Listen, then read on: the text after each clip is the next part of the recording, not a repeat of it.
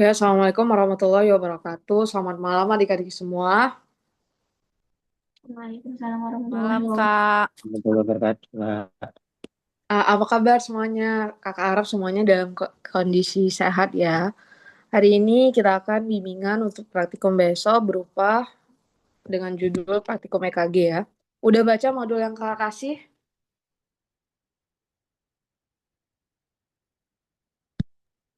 Udah, Kak. Video video YouTube yang kakak suruh nonton gimana? Udah dinonton belum? Udah, Kak.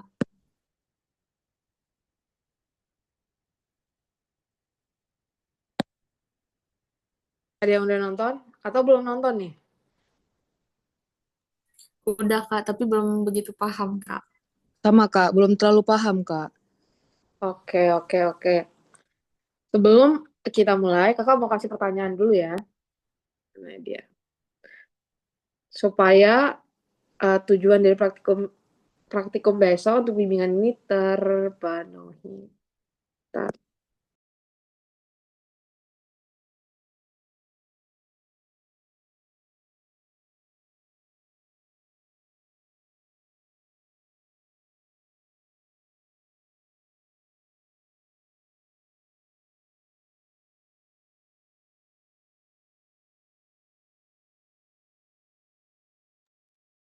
Oke, yang pertama,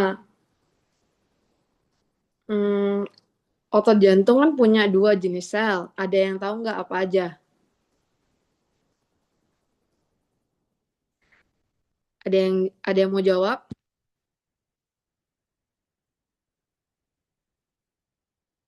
Oke, pertanyaan nomor dua. Kemudian sistem konduksi jantung apa-apa aja? Ada yang udah baca?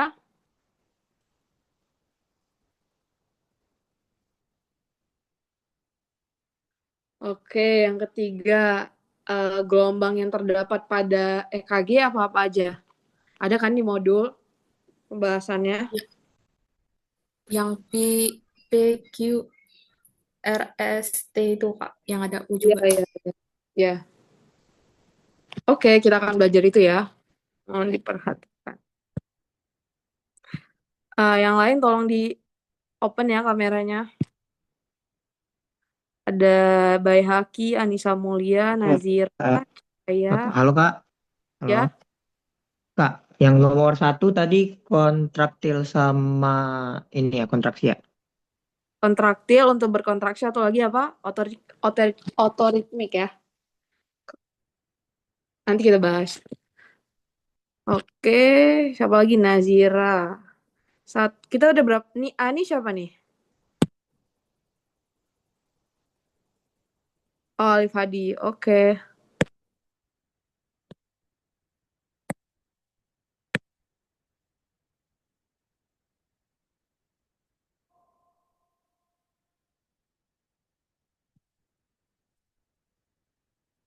Udah terlihat belum layar kakak? Udah, Kak. Oke, yang pertama kita bahas elektrokardiografi. Kita mulai dari anatomi jantung. Ada yang mau jelasin? Farah, Farah.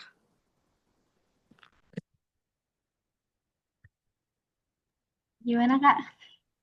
Coba jelasin anatomi jantung. Kalian anatomi udah masuk belum? Hmm, belum sih, Kak, yang jantung. Oh, belum ya. Jadi Iya. nanti di anatomi dibahas. Jadi yang perlu kita tahu terbagi menjadi 4 ruang, ya kan? Atrium kanan, ventrikel kanan, kemudian atrium kiri sini dan ventrikel kiri.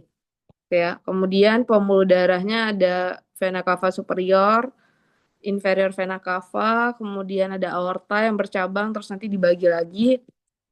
Nah, ini nanti dibahas ya anatomi secara lebih detail ya.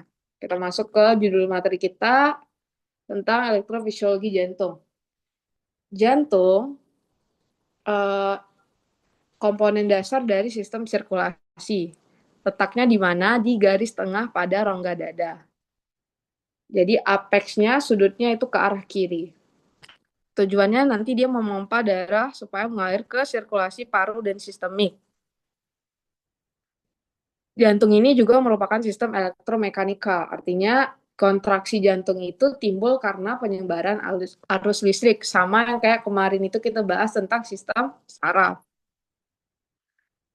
Oke, kemudian jantung bisa melakukan fungsi sebagai pompa atau melakukan kontraksi dengan baik karena memiliki 3 hal. Ada pacemaker sebagai konduksi listrik dan karena sifat dari otot jantung. Sebagai pacemaker artinya jantung ini merupakan penghasil listrik otomatis. Ada SA node, AV node, sama serabut Purkinje. Konduksi listrik ini secara sistematis dari SA node, kemudian ke AV node, berkasis, kemudian dia bercabang lagi nanti ke berkas kiri dan kanan yang berakhir di serabut Purkinje. Nah, lapisan dari otot jantung ini terbagi menjadi beberapa lapis. Di miokardium ini, otot jantung ini akan berkontraksi. Nanti terjadi depolarisasi dan repolarisasi di dinding miokardium. Nah, ini yang tadi, jantung terbentuk oleh 2 jenis otot. Ada sel kontraktil untuk berkontraksi, dia nggak menghasilkan potensial aksi. Dan ada sel otoritmik yang nggak berkontraksi tapi menghantarkan potensial aksi, gitu ya. Ada beberapa sifat dari sel otot jantung. Yang pertama, otomisasi, artinya bisa menciptakan rangsangan secara spontan. Kemudian ritmisitas, impuls yang dihasilkan mempunyai irama yang teratur. Yang ketiga, eksitabilitas, ada eksitasi, ada rangsangan di situ. Kemudian yang keempat adalah konduktivitas, dapat mengantarkan rangsangan. Nah, ini sistem konduksi jantung. SA node, AV node, berkasis, dan serabut Purkinje. Nah, ini letak SA node yang ini. Di sini AV node. Oke, kita bahas ya. Nodus sinoatrial ini letaknya di pertemuan vena cava superior dengan atrium kanan. Vena cava superior, ini kan vena cava superior kan? Dengan atrium kanan, di sini letaknya. Kecepatannya 70 sampai 80 kali per menit. Kemudian yang kedua adalah nodus AV node atrioventricularis, antara atrium dengan ventricularis, antara atrium dengan ventricle. Letaknya di atas sinus coronarius di dinding posterior atrium kanan dengan frekuensi impuls 40 sampai 60 kali. Nah, ini ya, antara atrium dan ventricle. Kemudian yang ketiga ada berkasis. Berkasis nanti dia bercabang menjadi kanan dan kiri dengan impuls 20 sampai 40 kali per menit dengan kecepatan konduksi 2 meter per detik. Oke ya. Ini berkasis. Ini bercabang kan dia jadi kanan dan ke kiri. Ini berkasis. Bercabang kan kanan dan kiri. Kemudian yang selanjutnya adalah serabut Purkinje. Impuls yang dihasilkan 20 sampai 40 kali per menit dengan kecepatan konduksi 4 meter per detik. Jadi sistemnya dimulai dari SA node, AV node, berkasis, kemudian serabut Purkinje. Tapi kan dia dari AV node nih, AV node, SA node. Apa ini namanya tadi kakak bilang? Yang ini apa namanya? Berkasis ya. Ini berkasis, kemudian baru Purkinje fiber. Di sini antara ini kan atrium. Dari atrium kanan, SA node ini dialirkan ke atrium yang sebelah kiri, namanya tuh Bahman. Ada tuh di Sherwood. Nanti tolong dibaca lagi ya. Jadi secara umum dimulai dari SA node, AV node, berkasis, serabut, Purkinje. Ini dia. Jadi sel otot jantung kita punya kanal ion relatif spesifik terhadap ion tertentu, sama seperti di saraf juga gitu. Ada Na+, K+, Ca-, dan kalsium.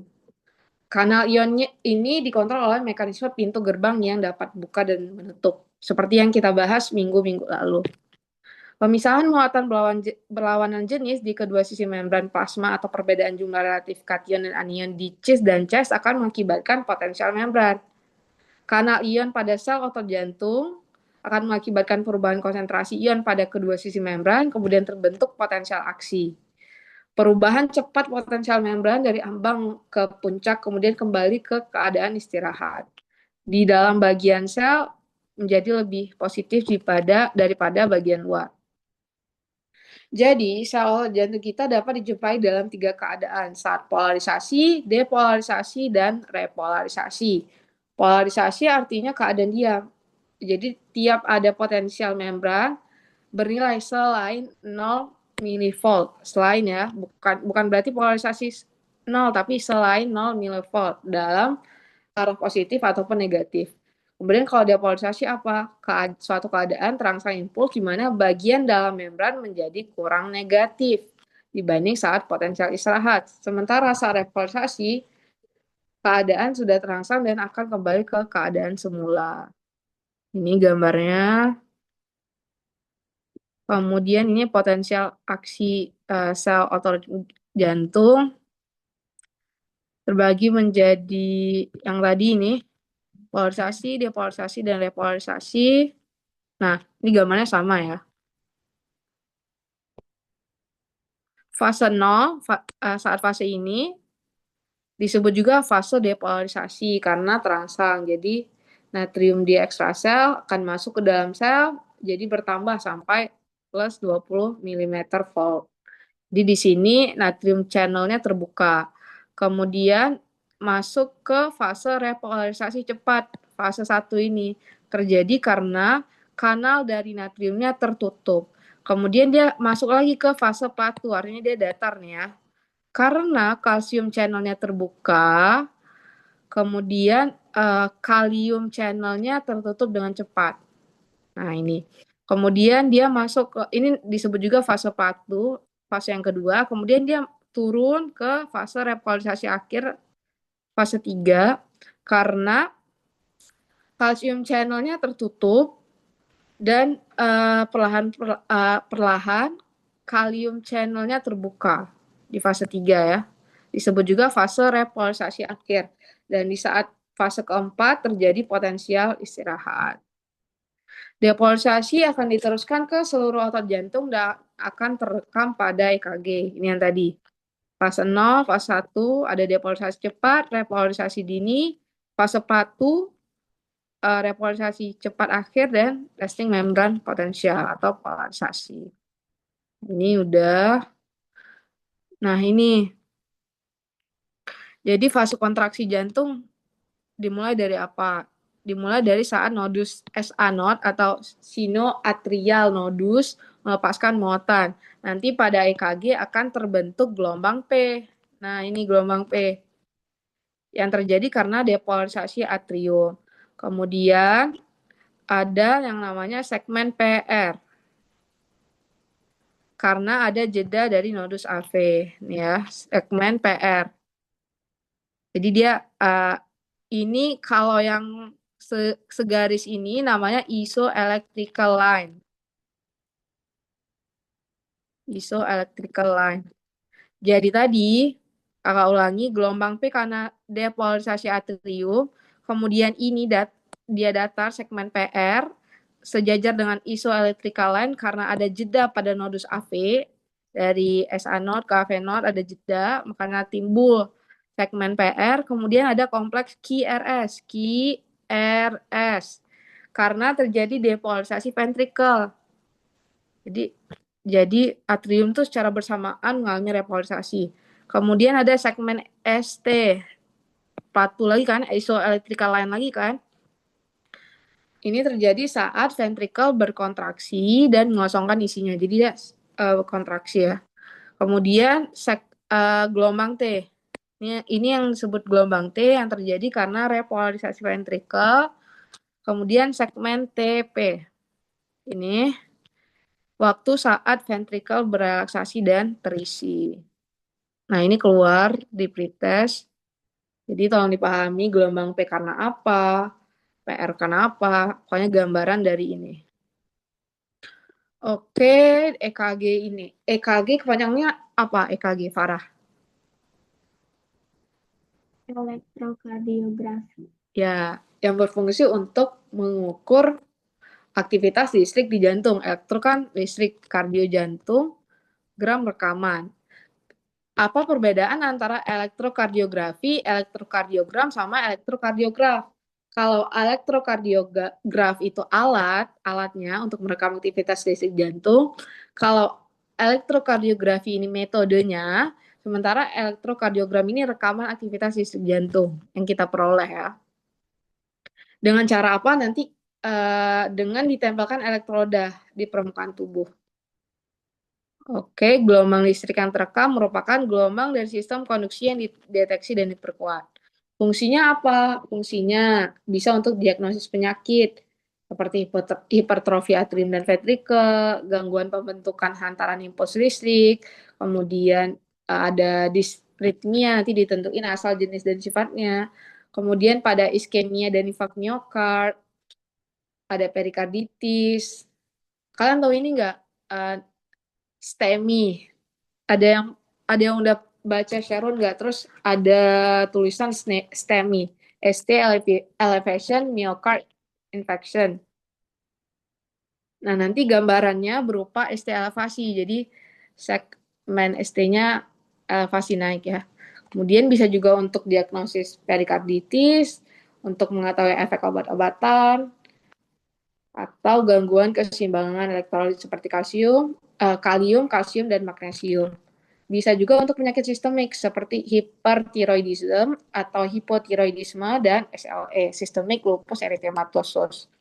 Sadapan EKG ada dua, ada yang bipolar dan ada yang unipolar. Sadapan bipolar ini sadapan ekstremitas sandar, sementara unipolar sadapan ekstremitas yang augmented ya, dan sadapan prekordial, sadapan dada.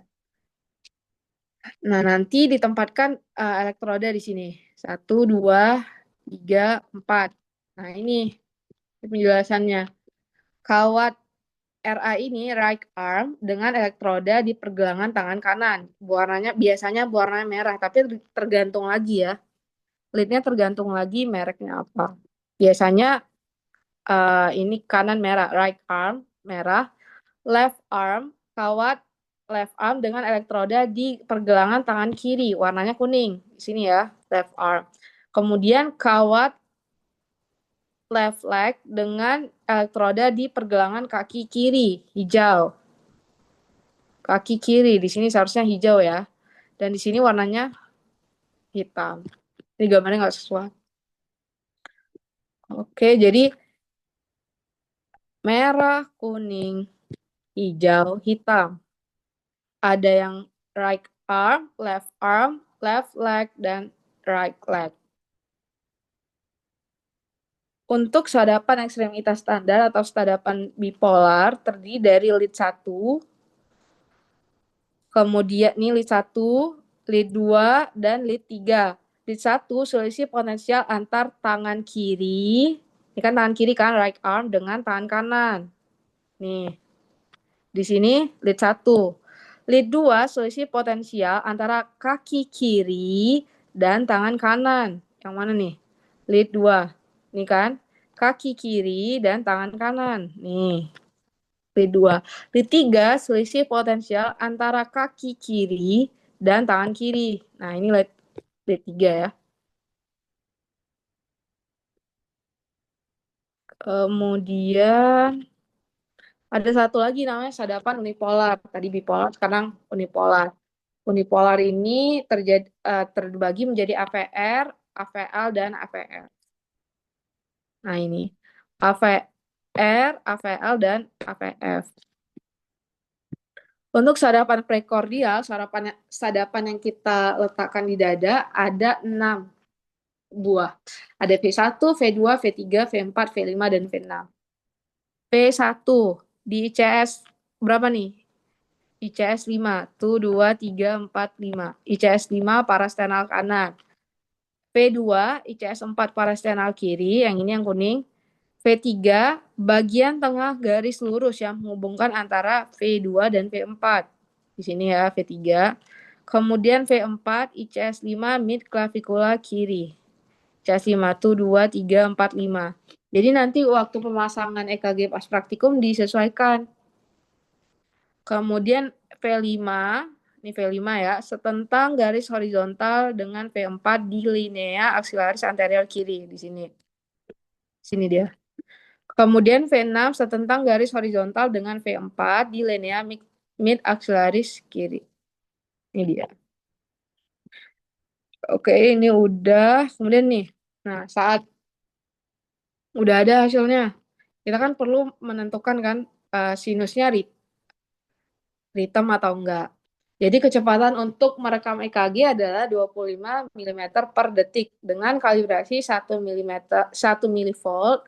Ukuran di kertas horizontal tiap satu kotak kecil itu 0,04 detik. Tiap 5 mm atau kotak besar 0,20 detik. Nah, ini biasanya ada ditanya di post-test atau di pretest. Nih ya. Ini tiap 1 mm ini mewakili 0,04 second. Sementara tiap 5 mm atau kotak besar, satu kotak besar, yang ini satu kotak besar ini mewakili 0,2 second. Garis vertikal 1 mm sama dengan 0,10 mV, 10 mm sama dengan 1 mV. Ini gelombang yang tadi bilang, ada gelombang P, segmen PR, kemudian kompleks QRS, segmen ST, terus ada gelombang T, ya. Gelombang P terjadi karena depolarisasi atrium. Depolarisasi atrium yang menyebar dari SA node ke AV node. Panjangnya normal 0,11 detik atau kurang dari sama dengan 2,5 mm dengan amplitudo kurang dari 0,25 mV. Paling jelas terlihat di mana? Di lead 1 dan 2. Kemudian jika iramanya sinus T artinya beraturan ya. Gelombang P positif di lead 1, lead 2, AVF, dan V3, dan sampai V6, tapi negatif di APR. Kemudian interval PR, waktu permulaan antara depolarisasi atrium hingga permulaan depolarisasi ventrikel. Kemudian diukur dari awal gelombang P hingga permukaan kompleks QRS. Waktu interval biasanya 0,11 sampai 0,20 detik, biasanya 3 sampai 5 kotak kecil. Kemudian ada segmen PR. Mana dia gambarnya? Ini segmen PR. Segmen PR ini artinya keterlambatan transmisi impuls di nodus AV. Diukur dari akhir gelombang P hingga awal kompleks QRS dengan tak lebih dari 0,8 mm. Jarang terlihat ya, biasanya tertutup oleh kompleks QRS. Di PR interval, ini segmen PR. Kemudian depolarisasi ventrikel yang menyebabkan terbentuknya kompleks QRS. Disebabkan karena waktu yang diperlukan untuk depolarisasi ventrikel. Normalnya 0,10 sampai 0,11 detik. Ini sistem konduksi jantung dari AV node, dari SA node ke AV node, kemudian berkasis, kemudian serabut Purkinje. Ini serabut Purkinje, ini berkasis yang terbagi menjadi dua, kanan dan kiri. Kemudian repulsasi ventrikel, ada terbentuk gelombang T. Gelombang T menandakan repulsasi ventrikel dengan panjang 0,10 sampai 0,25 detik. Segmen ST artinya apa? Interval antara akhir kompleks QRS dan awal gelombang T, positif di 1, 2, V3 sampai V6, dan negatif di APR atau V1. Gelombang U tidak selalu ditemukan. Ini ya. QRS, kompleks QRS, segmen ST, dan QT interval. Oke. Udah selesai bimbingan kita. Sekarang kakak tanya ini. Yang pertama tadi sel otot jantung terbagi menjadi dua. Nah, coba apa ya? Zia, sebutin dua sel otot jantung.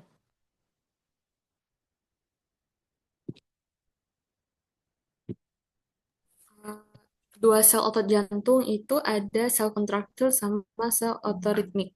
Ya, sel kontraktil dia fungsinya apa? Ada itu untuk kontraksi tapi tanpa apa ya Kak? Tadi ada Sel aksi.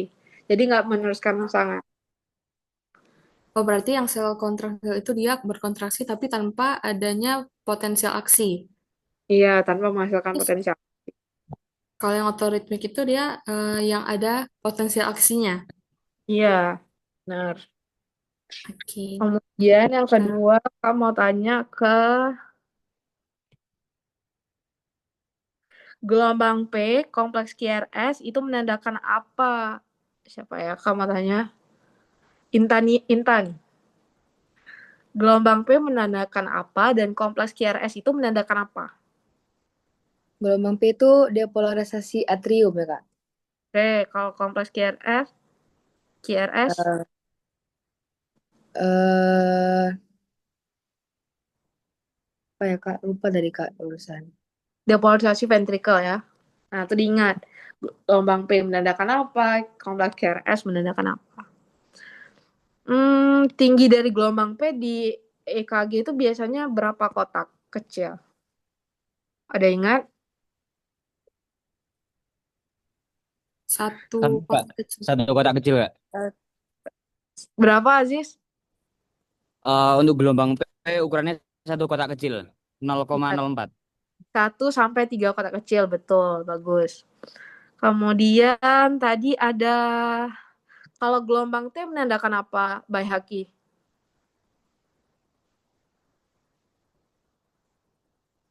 Gelombang apa? Gimana?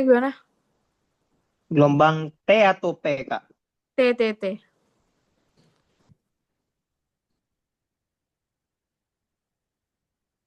Menandakan ada Gelombang T. ya segmen Gelombang ya. eh gelombang T itu repolarisasi ventrikel ya, Kak? Ya, bagus.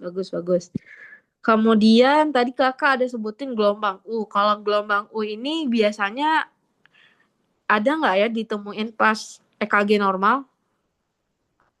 Nida? Farah, sorry. Gimana, Kak? Gelombang U ini biasanya ditemuin nggak pas EKG normal? Gelombang U tuh yang dekat. Enggak ya, Kak? Nggak. Dia biasanya abnormal ya. Oke, kemudian apa lagi ya? Hmm, Kemudian sistem konduksi jantung kan kakak udah jelasin beberapa tuh. Coba Alif Hadi jelasin sistem konduksi jantung itu bagaimana, dimulai dari apa?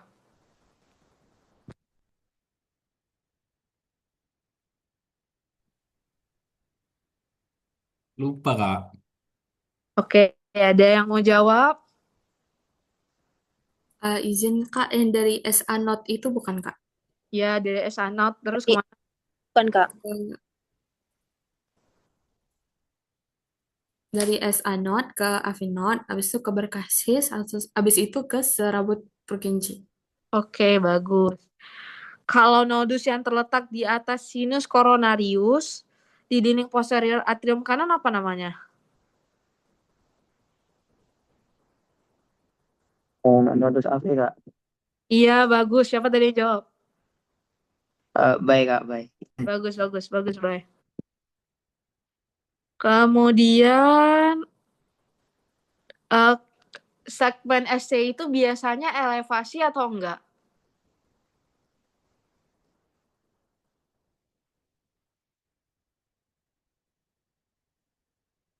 Nazira, segmen ST biasanya elevasi atau enggak? Kalau segmen itu Kak, segmen apa Kak? PR, apa? ST.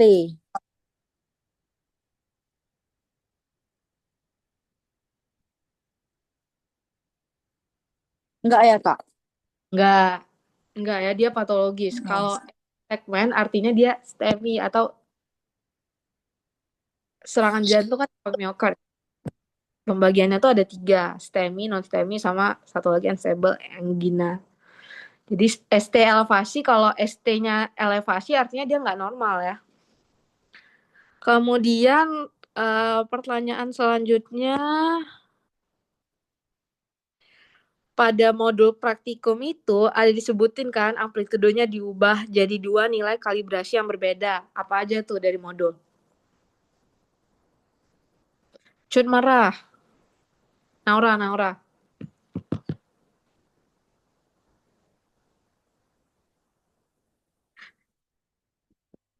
Ada yang mau jawab atau Cahaya?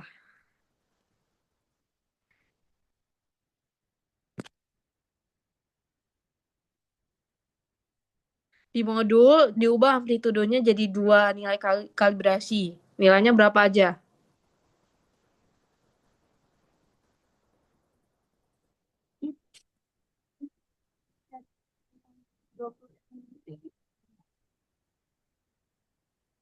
Atau bukannya itu deh, Kak. Gimana, Farah?